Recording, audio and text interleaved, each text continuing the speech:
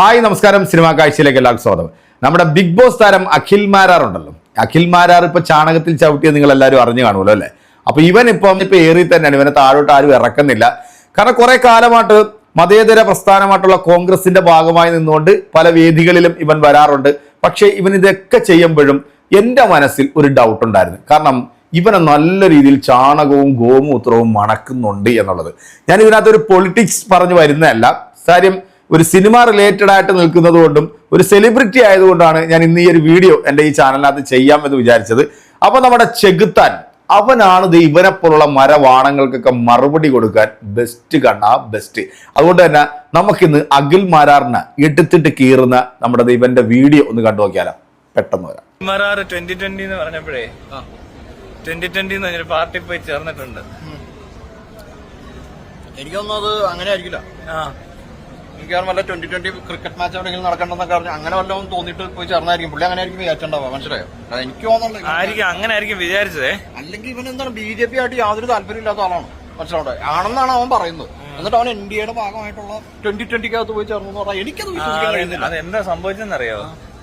ഇവൻ ചെന്നിട്ട് ചോദിച്ചു ഇങ്ങനെ എന്നെ കൂടെ ടീമിലെടുക്കാവോന്ന്. അപ്പൊ അവർക്ക് മനസ്സിലായി അങ്ങനെയല്ല. അപ്പൊ അവർക്ക് മനസ്സിലായി ഏതൊരു പൊട്ടനാന്ന്. എന്നാ മോനെ കളിപ്പിക്കാന്ന് പറഞ്ഞു. എടുത്ത ടീം സാബുവാണോ? സാബുവിനെ അത് മനസ്സിലായിട്ടില്ല. അങ്ങനെ ഒന്നുമില്ലടോ, അവർക്ക് കാര്യം മനസ്സിലായില്ലേ? ഇവനെ കളിപ്പിക്കാന്നൊക്കെ പറഞ്ഞ് ഇവൻ വെയിറ്റ് ചെയ്തിരിക്കുക. ബാറ്റും പാടും ഒക്കെ ഇപ്പൊ വരും, ഹെൽമെറ്റ് ഒക്കെ എന്തായാലും ഞാൻ വാമപ്പ് ചെയ്തോണ്ടിരിക്കും വീട്ടിൽ.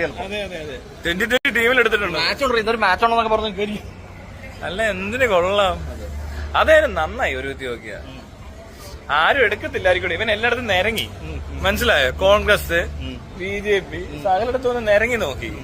പക്ഷെ ആരും അടുപ്പിച്ചില്ല. അപ്പൊ ഇവർക്ക് വേറൊന്നും കിട്ടാനില്ലാത്തോണ്ടായിരിക്കും തോന്നുന്നു. ഒരു സൈഡിൽ കൂടെ ഭയങ്കര പരിപാടിയാ, പൊട്ടി നാശമാവും. വെറുതെ കുളമാക്കാം കുറച്ചുകൂടെ അല്ലടോ. ശരിയാ. ഇപ്പൊ വേറെ കാര്യമുണ്ട്, രാഷ്ട്രീയത്തിൽ ഇങ്ങനത്തെ മണ്ടന്മാരാ. കോമഡി വേറൊരു കോമഡിയാണ്.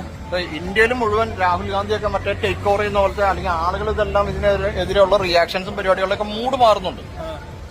അപ്പോഴാണ് കേരളത്തിലെ കുറെ അണ്ണന്മാര് BJP ചേരാൻ പോകുന്നത്. അതായത് ഇന്ത്യയിൽ മൊത്തത്തിൽ പരിപാടി വൈൻഡപ്പ് ആവാൻ പോകുന്ന സാഹചര്യം വരുമ്പോ ഇവിടെ കുറച്ച് ചേട്ടന്മാര് BJP ജോയിൻ ചെയ്യാം.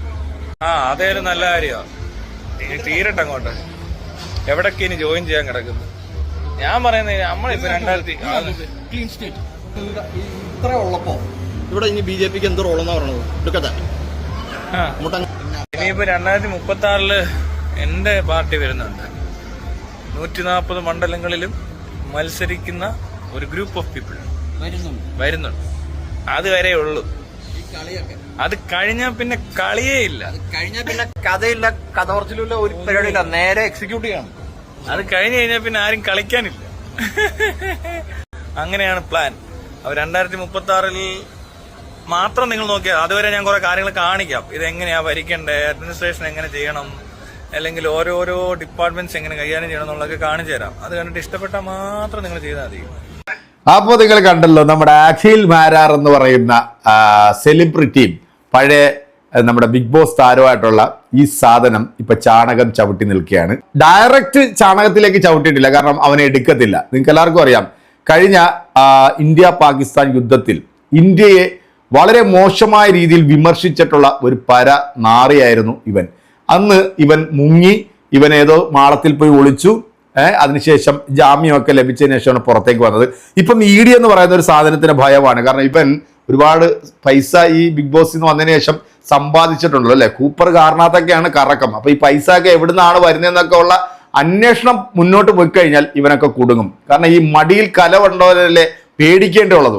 അതുകൊണ്ട് തന്നെ ഡയറക്റ്റ് BJPയിലേക്ക് ഇവനെ എടുക്കാത്തത് കൊണ്ട് ഇൻഡയറക്റ്റ് ആയിട്ട് നമ്മുടെ സാബു അച്ചായന്റെ 2020 എന്ന് പറയുന്ന പാർട്ടി ഇപ്പം ഈ പറയുന്ന ചാണകമായിട്ട് അങ്ങോട്ട് ഗോമൂത്രം ഒഴിച്ച് അങ്ങോട്ട് ലയിച്ചിട്ടുണ്ടല്ലോ. അപ്പൊ അതുകൊണ്ട് ഇനി ഇതിനകത്ത് നിൽക്കുമ്പോഴത്തേക്ക് എന്തായാലും ഇവര് മാന്താനും ചൊറിയാനും വരുത്തില്ല എന്നുള്ളത് ഈ ബുദ്ധിമാനായിട്ടുള്ള ഈ പൊട്ട ചാണകത്തിന് നന്നായിട്ട് അറിയാവുന്നതുകൊണ്ട് തന്നെയാണ് ഈ വൃത്തികെട്ട ഊള ഇമ്മാരി ഒരു പരിപാടി കാണിച്ചു. പക്ഷെ കേരളത്തിലെ ജനങ്ങളുണ്ടല്ലോടാ, ബുദ്ധിയുള്ളവരാ.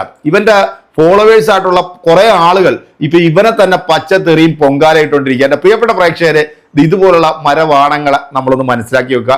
പൊളിറ്റിക്സ് പറയണം എന്ന് ആഗ്രഹിച്ചിട്ട് പറഞ്ഞല്ല, പക്ഷെ ഇവരെ പോലുള്ള ആളുകൾ ഇതൊക്കെ കാണിക്കുമ്പോൾ നമ്മൾ പറഞ്ഞു പോകുന്നതാണ്. സോ നിങ്ങൾക്ക് ഈ ഒരു വീഡിയോ ഇഷ്ടപ്പെട്ടിട്ടുണ്ടെങ്കിൽ, കാരണം നമ്മുടെ കേരള സ്റ്റോറി ഇപ്പൊ ഇങ്ങനെ പ്രകമ്പനം കൊണ്ട് നിൽക്കുകയാണല്ലോ, ഇപ്പൊ ഇവന്മാർ ഒറ്റ ഒരുതം കാരണം കേരളത്തിലുള്ള സാധാരണക്കാരായിട്ടുള്ള ജനങ്ങൾക്ക് 1 കിലോ ബീഫ് വാങ്ങിച്ച് കുടുംബത്തോട് കഴിക്കാൻ പറ്റുന്നില്ല. കാരണം വെച്ച് കഴിഞ്ഞാൽ അതുപോലെ വില അങ്ങ് കുതിച്ച് കയറിക്കൊണ്ടിരിക്കുകയാണ് ബീഫിന്.